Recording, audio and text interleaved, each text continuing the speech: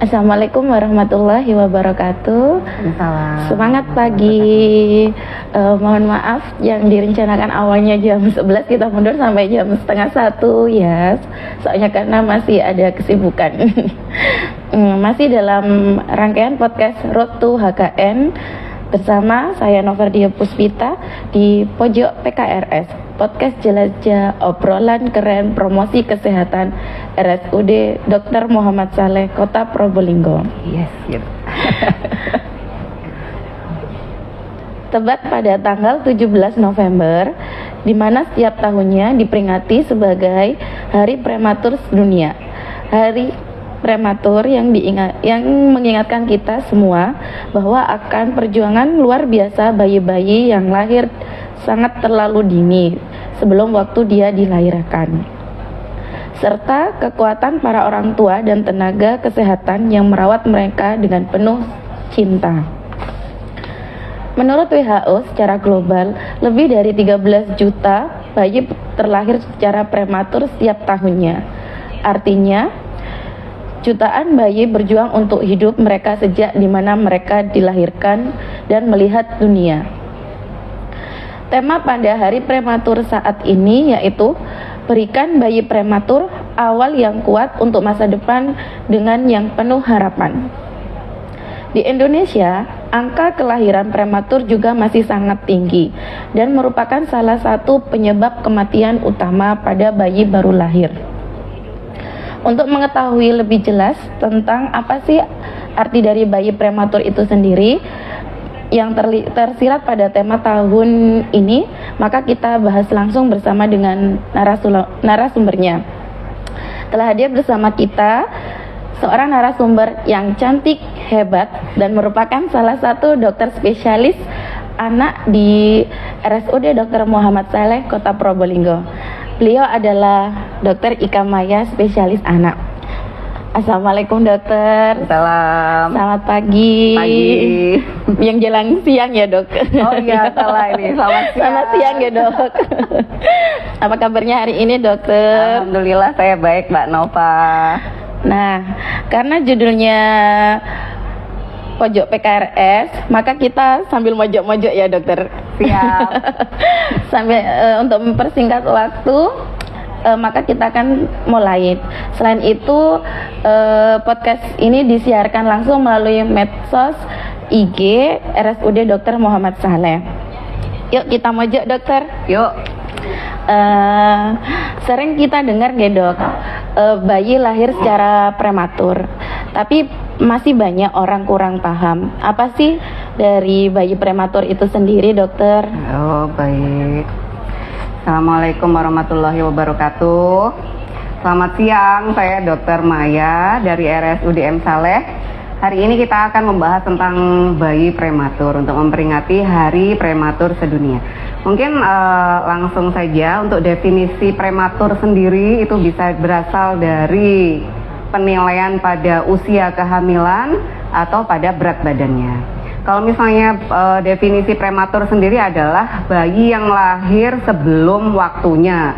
Sebelum waktunya ini maksudnya dari taksiran persalinan bayi lahir yang cukup bulan, yaitu sekitar 37 minggu sampai 40 minggu. Berarti kalau prematur kurang dari 37 minggu, intinya seperti itu ya. Kurang dari 37 minggu ini ada beberapa pembagian, yaitu seperti kurang dari 28 minggu lahirnya, berarti ini extremely prematur gitu ya. Terus kemudian usia 28 sampai 32 minggu lahirnya itu very prematur gitu ya. Kalau 32 sampai 34 minggu itu early prematur, sedangkan kalau 34 sampai 36 minggu itu namanya late prematur. Sedangkan kalau berdasarkan dari berat badan, prematur ini dibagi menjadi berat badan lahir rendah yang bagaimana gitu ya. Kalau kurang dari 1000 gram itu namanya extremely low birth weight atau berat badan lahir rendah yang ekstrem, kurang dari 1000 gram.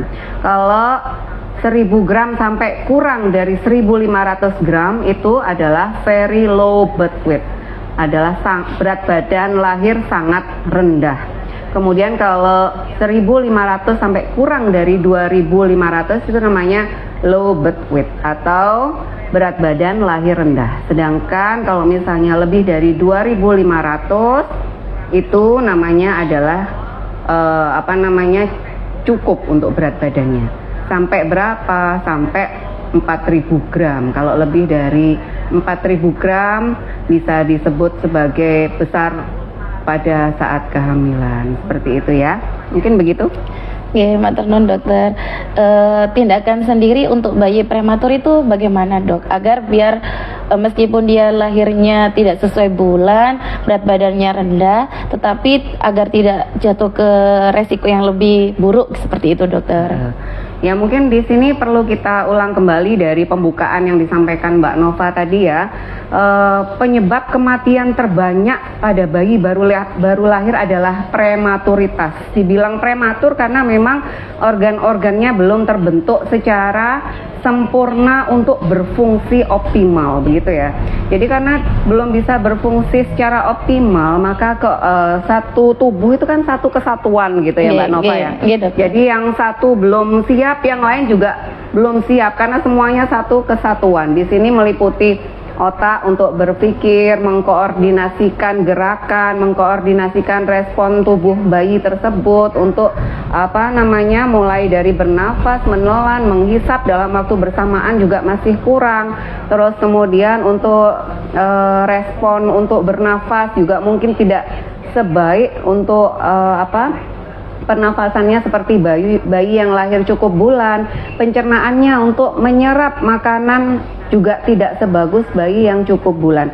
Sehingga di sini karena prematuritas ini resikonya sangat besar menyebabkan kematian dan kecacatan pada bayi baru lahir ya, terutama kecacatan pada saraf.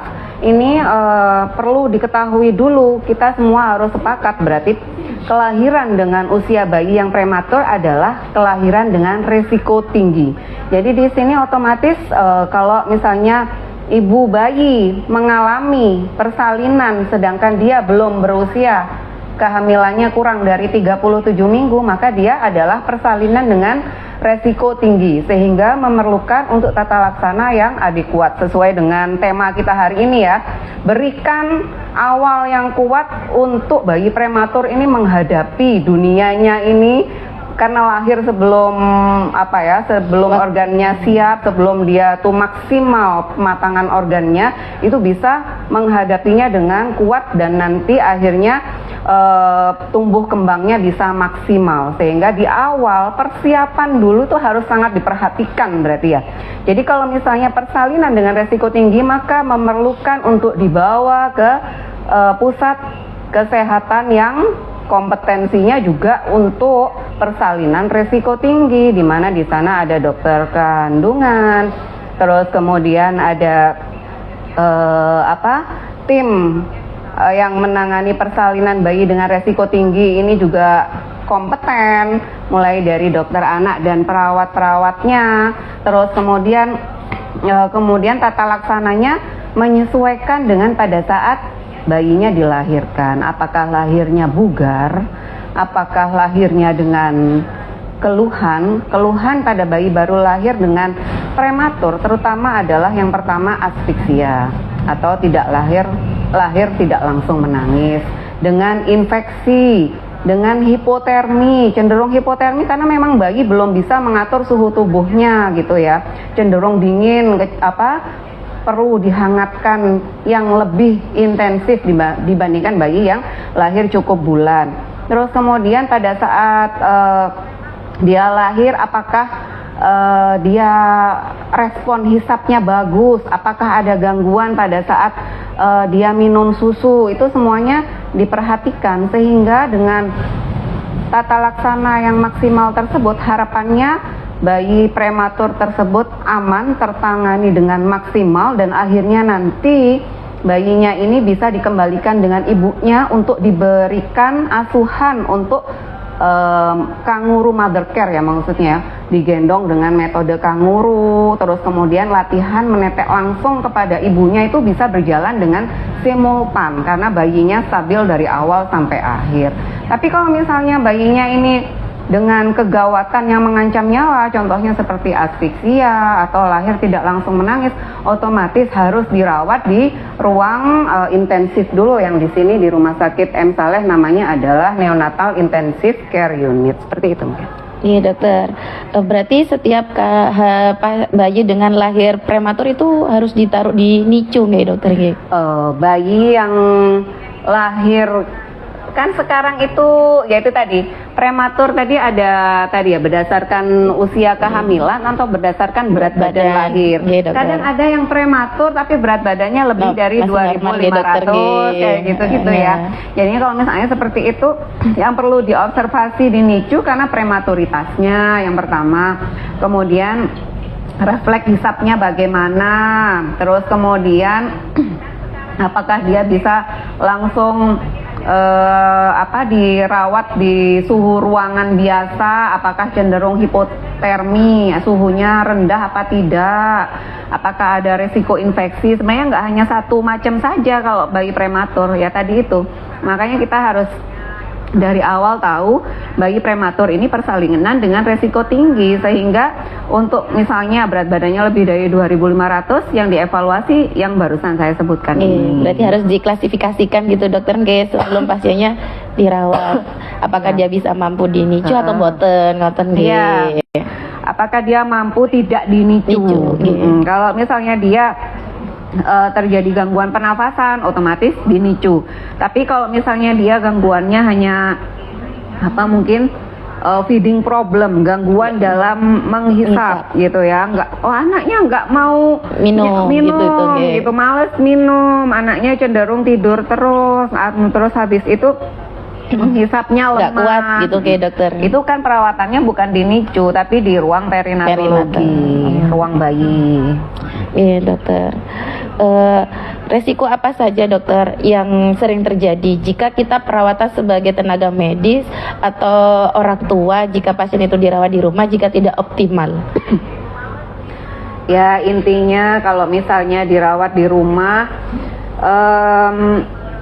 kalau misalnya perawatan tidak optimal, ini maksudnya berarti bayinya ada keluhan ya, gitu dokter. Contohnya bayinya tidak mau minum, cenderung lemas, refleks hisapnya kurang gitu ya. Itu ya otomatis dia minumnya akan kurang, terus kemudian suhu tubuhnya cenderung rendah, terus kemudian bisa gula darahnya rendah, dan itu juga beresiko kurang baik ya untuk tumbuh kembang bayinya. Terus kemudian kalau misalnya minumnya kurang, otomatis bayinya juga akan lemes seperti itu ya, tidak bisa tumbuh kembang maksimal. Bisa kadang menyebabkan bayinya kuning gitu nggih dokter nih? Bisa. Secara runutannya, patofisiologinya sendiri, karena pada bayi kuning ini kan ada bayi kuning yang normal, ada yang tidak normal. Pada bayi prematur ini berhubungan dengan mungkin maturitas atau kematangan pada livernya itu kan belum maksimal. Sehingga untuk pembuangan zat yang menyebabkan kuning di sini yang namanya bilirubin dalam darah yang tinggi itu tidak maksimal gitu ya, sehingga konjugasi itu perubahan bilirubin ini kan awalnya larut dalam lemak, kemudian dikonjugasi atau dirubah di liver untuk berubah menjadi bilirubin yang larut dalam air, kemudian dibuang melalui ngengeknya, fesesnya, sehingga bayinya untuk kuningnya segera selesai. Tapi pada bayi prematur cenderung memanjang kuningnya ini, oleh karena salah satunya yaitu tadi minumnya kurang. Karena organnya sendiri juga belum matang seperti itu. Dokter, kalau misalnya pasien ini kalau di rumah sakit untuk menjaga kestabilan suhu tubuh pasien prematur ditaruh di inkubator. Tapi kalau misalnya pasien ini dinyatakan boleh pulang dan kondisinya bagus, untuk menjaga kondisi dan suhu tubuhnya agar tetap bagus kalau di rumah itu bagaimana nggih dok? Kalau yang paling sederhana yaitu dengan metode kanguru. metode kanguru itu adalah skin to skin. Skin to skin itu adalah kulit bayi dengan kulit ibu harus sering bersentuhan untuk bayinya mendapatkan kehangatan suhu tubuh ibunya. Untuk ini mungkin lebih memudahkan dibandingkan bayinya dikasih lampu-lampu ya Mbak ya. Karena kalau misalnya di rumah sakit itu menggunakan inkubator, dan inkubator tersebut adalah kotak box bayi yang di dalamnya ada penghangat, dan penghangatnya ini bisa diatur sesuai dengan suhu tubuh bayi. Lah kalau kita membuat kotak dengan banyak lampu, kan kita nggak bisa mengukur ya suhunya berapa, seperti itu. Intinya untuk apa, mungkin kestabilan suhunya menyesuaikan dengan suhu bayinya ini kurang, bisa terlalu panas, bisa terlalu dingin. Intinya yang paling baik kalau tidak menggunakan alat adalah dengan metode kanguru dengan ibunya atau dengan ayahnya kalau misalnya ibunya sedang repot. Oh gitu dokter. Keluarga intinya soalnya kalau pakai lampu itu nanti takut kepanasan atau terlalu dingin gitu. Jadi bahaya juga untuk kulit si bayi ya dokter ya. Standar gitu ya, terlalu panas bayinya nanti juga kulitnya kasihan, kalau terlalu dingin juga resiko untuk bayinya perburukan kondisi juga besar. Dokter, untuk bayi prematur sendiri, kapan diperbolehkan untuk menyusu langsung ke ibunya, dokter? Ya. Jadi kalau misalnya bayi prematur ini bisa menyusu langsung ke ibunya jika refleks hisapnya baik. Jadi yang pertama kondisinya stabil dulu otomatis ya. Kondisinya stabil, bayinya tidak menggunakan oksigen gitu ya.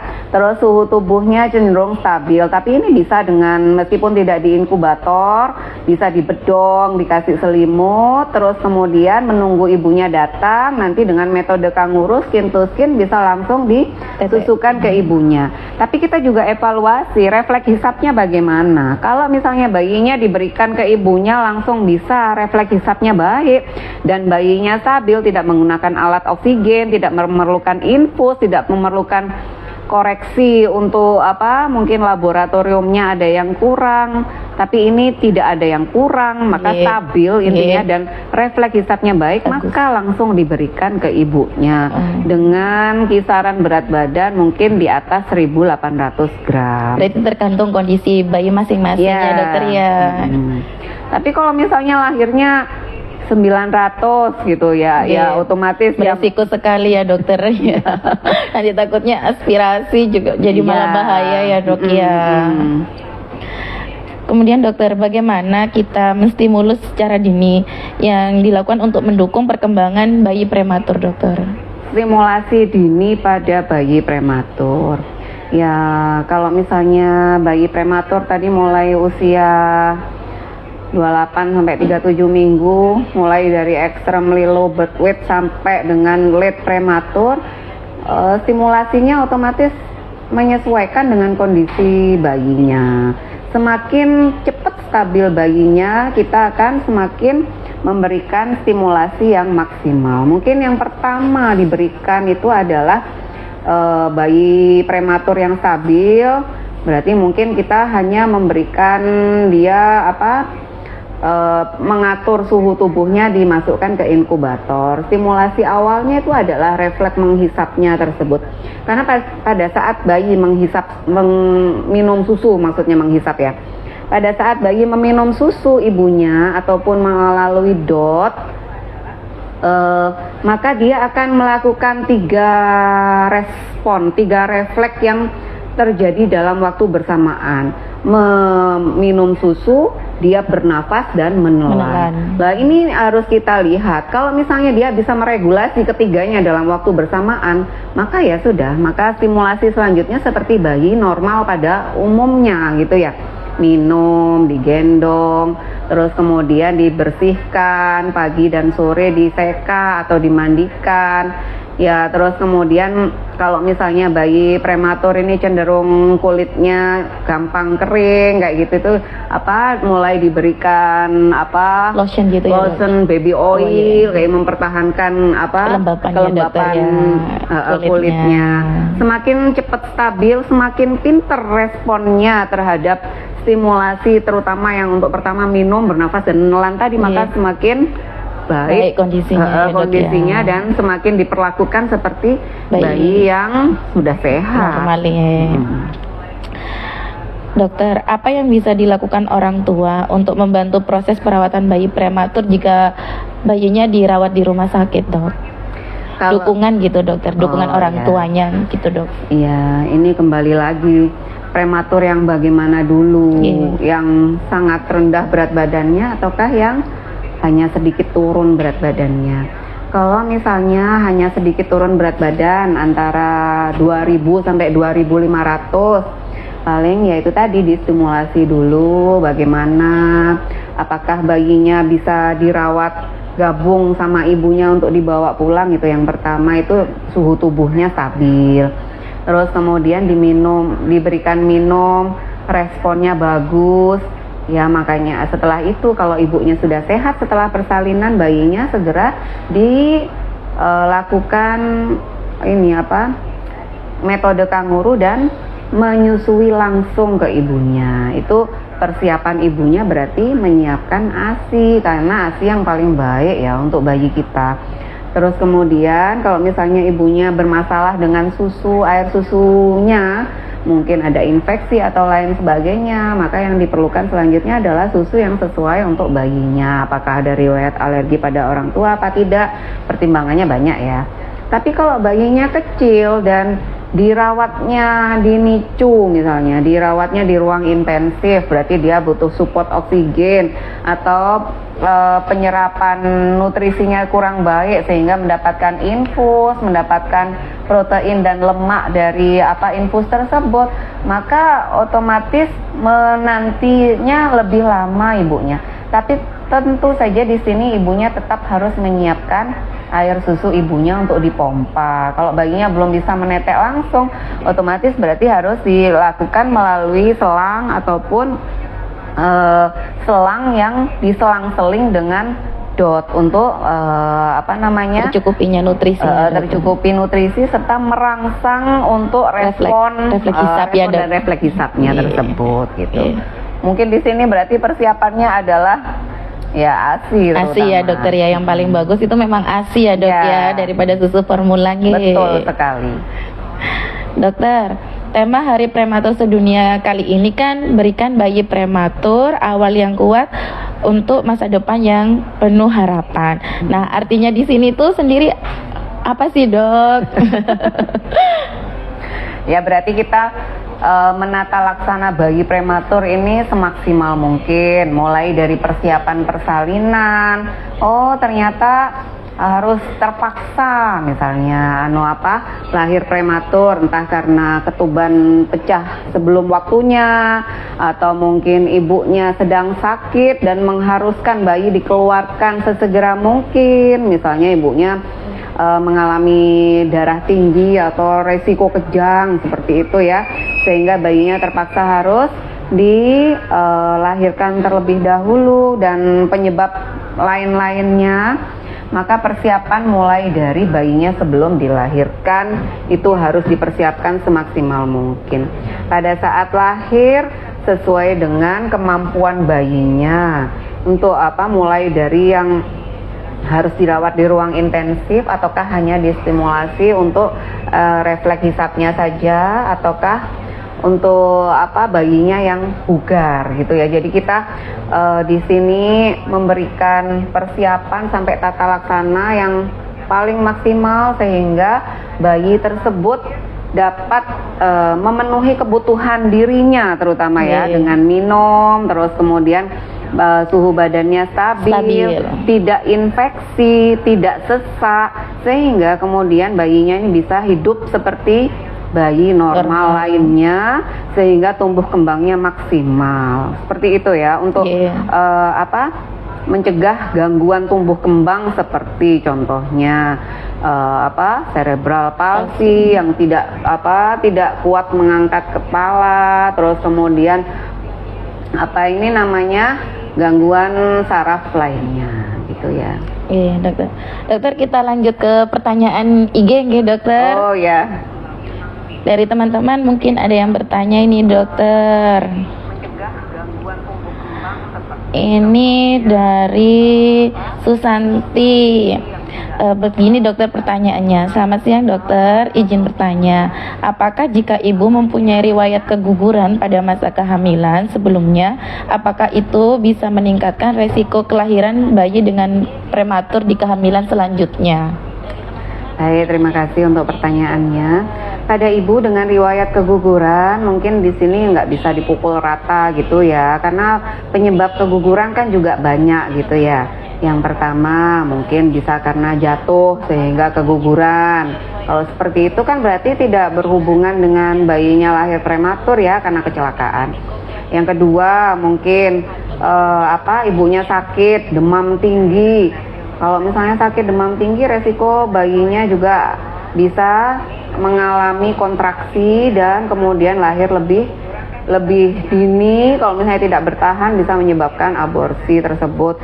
Atau mungkin ada penyakit infeksi dalam kehamilan, contohnya seperti TORCH kayak gitu, bisa juga menyebabkan keguguran.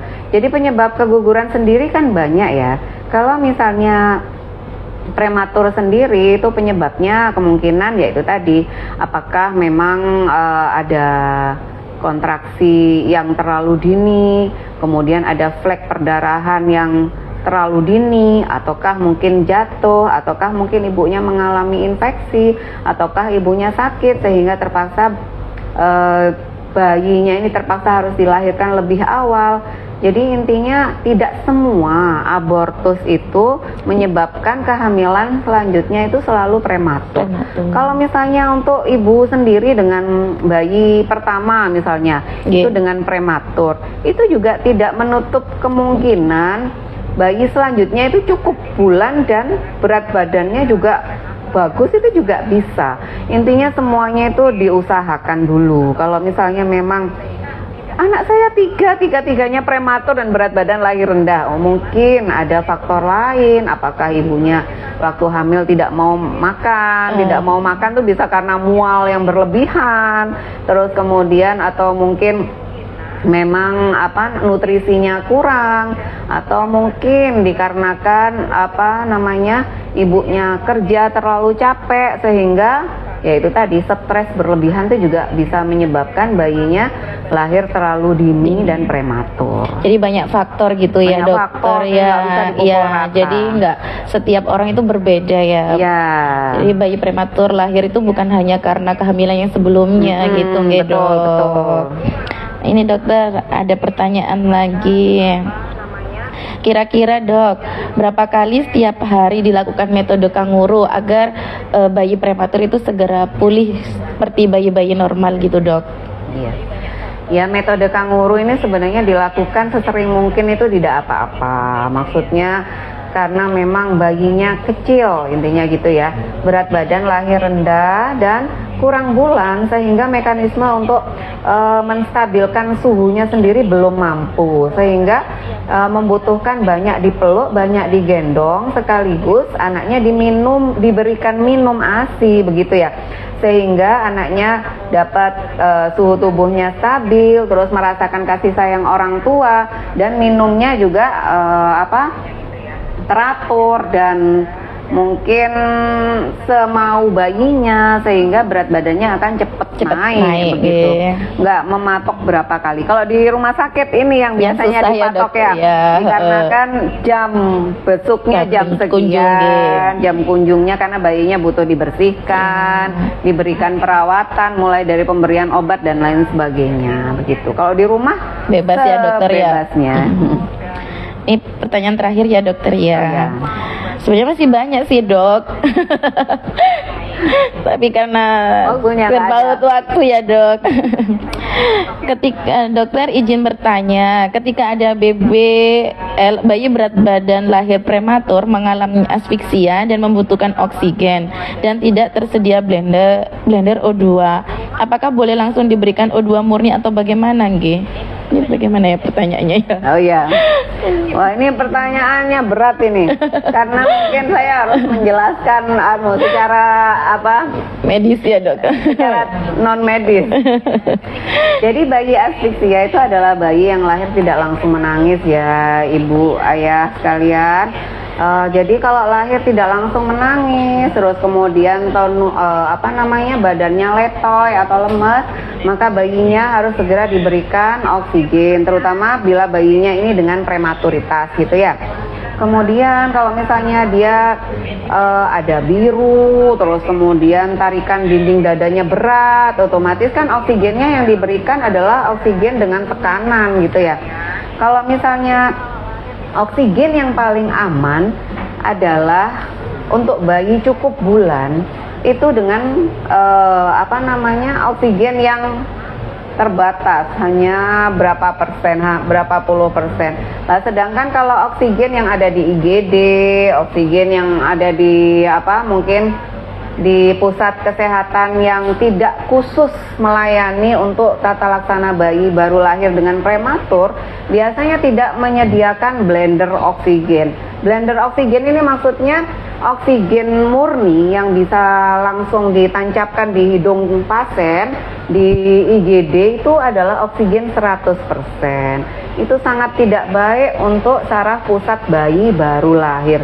Apalagi bayi prematur sangat tidak disarankan untuk mendapatkan oksigen 100% karena itu sangat mencelakai saraf pusatnya. Apalagi bayi prematur bisa menyebabkan retinopathy of prematurity, bayinya buta nanti ya. Terus kemudian kecacatan lainnya, mulai dari cerebral palsy sampai gangguan motorik, baik motorik kasar, motorik halus, dan gangguan lainnya. Bayangkan kalau kita tidak memberikan secara maksimal tata laksana pada bayi baru lahir, ya otomatis efek samping, maksudnya menolong dengan oksigen, tapi kalau misalnya terlalu berlebihan malah mencelakakan.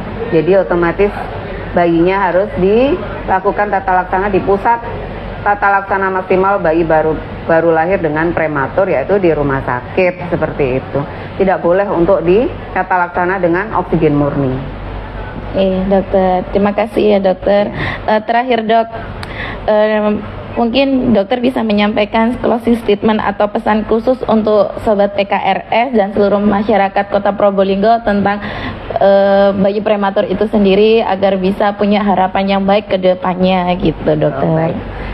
Baik, terima kasih Mbak Nova. Iya dokter. Untuk pesan dan kesannya, jangan putus asa dengan bayi prematur, karena bayi dilahirkan pasti semuanya sudah diberikan kelebihan dan kekurangannya. Mungkin kekurangannya karena usianya kurang bulan atau berat badannya kurang. Tapi jangan berputus asa, tetap memberikan yang maksimal, yaitu yang pertama mengusahakan bayinya dilahirkan di tempat yang kompeten untuk menolong bayi prematur tersebut dan memastikan meskipun bayi prematur ditata laksana dengan maksimal sampai bayinya sestabil mungkin gitu ya. Meskipun bayi prematur merupakan penyebab utama dari kematian bayi baru lahir, ya intinya kita sudah berusaha semaksimal mungkin untuk bila nanti ada kejadian yang tidak bisa mungkin di luar kehendak kita sebagai manusia, yang penting kita sudah berusaha semaksimal mungkin. Itu ya, mungkin begitu. Selain itu dokter, terima kasih juga Dokter Maria Dia Zakia sebagai spesialis onkologi sudah mengikuti live podcast pada siang hari ini dan menambah informasi bagi kita dan pentingnya deteksi dini untuk faktor bayi lahir secara prematur. Matur nuwun dokter. Matur nuwun juga informasinya dokter Ika Maya. Ini sangat bermanfaat bagi kami mungkin ya ibu-ibu di luar sana juga yang kurang paham untuk mengatasi bagaimana untuk agar tidak bayinya prematur, terus meskipun punya bayi prematur agar tidak berkecil hati seperti itu dokter karena masih punya harapan seperti bayi-bayi normal lainnya. Seperti itu dokter. Mungkin satu lagi Mbak. Monggo dokter. Masih ada yang tersisa nih sahabat PKRS ya. Ya, terima kasih Dokter Maria Dia SPOG. Jadi memang betul deteksi dini terutama dimulai dari calon ibunya sendiri gitu ya. Jadi pada ibu-ibu yang calon ibu di sini yang muda-muda itu harus mengkonsumsi makanan yang bergizi, kurangi makanan cepat saji, kemudian makanlah yang baik dengan nutrisi dan protein hewani yang cukup sehingga tercukupi gizinya, sehingga nanti jika hamil pun itu sudah siap untuk mengandung bayi yang sehat dan ya semoga tidak terlahir prematur sehingga bayinya juga sesuai harapan untuk masa depan yang lebih baik. Mungkin begitu. Karena bayi itu akan menjadi anak, akan menjadi generasi bangsa begitu ya, dokter betul ya, sekali. menggantikan kita yang sudah tua gitu ya dok. Karena sudah tidak terasa beberapa menit kita sudah bersama dengan narasumber yang sangat hebat, cantik pastinya. Matur nuwun nggih dokter, dan ini penghujung Sama-sama. acara dari PKRS dan sudah lama kita mojoknya ya dok. Semoga bisa nanti bertemu lagi di lain kesempatan dengan ilmu yang baru bersama dokter Ika Maya. Sahabat PKRS juga terima kasih sudah menemani kita beberapa menit yang lalu. Semoga ini bermanfaat untuk kita semua. Demikian obrolan PKRS hari ini, yaitu podcast Jelajah Obrolan Kece Promosi Kesehatan RSUD Dr. Muhammad Saleh, Kota Probolinggo. Izinkan saya Novardia Puspita dan Dr. Ika Maya undur diri dari podcast kali ini. Semangat pagi ya tentunya meskipun siang dan hujan. Selamat siang dan Ya, selamat. Akhir kata dari saya, Assalamualaikum warahmatullahi wabarakatuh.